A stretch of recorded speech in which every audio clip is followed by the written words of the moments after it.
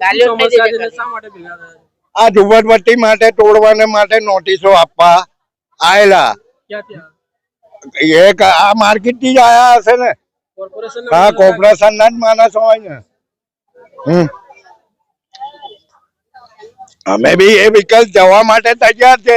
મગર જે કલાલી ફાટક મકાનો એની હાલત મેં 8 મહિના નોકરી કરીને આવ્યો છું એ કલાલીમાં એ મકાનોમાં એની દુર્દશા બહુ બેકાર છે ને અમે બી એવું કહીએ છીએ કલેક્ટર સાહેબ ને કે ભાઈ સારા મકાનો આલો કે અમને બી યોગ્ય થાય ને તમને બી ધન્યવાદ આપીએ એ મકાનોની દુર્દશા એક ખીલી કે એક દરવાજો કે એક બારી બી નહીં અંદર મકાનોમાં હવે આ તોડીને તો આ પ્રજા જશે કઈ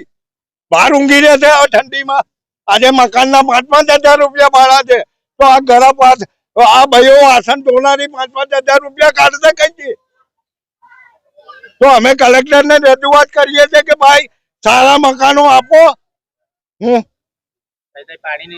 નહીં રોડ ની સુવિધા નહીં પાણી ની સુવિધા અહીંથી ત્યાં પોલીસ લાઈન છે ત્યાં સુધી ટેકડો ને ઘરો ભરવો જવો પડે છે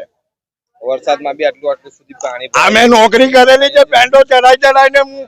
હું કઈ પહેલે અમને રોડ પાણી ની મકાનો ની સુવિધા સારી કરી આલો તો અમે જવા તૈયાર છે ડાયરેક્ટ તોડવા આવો તમે એવી રીતે ના તમે ડાયરેક્ટ તોડવા આવો તો કેવી રીતે તમે આગળ ન્યાય માટે ક્યાં સુધી જશો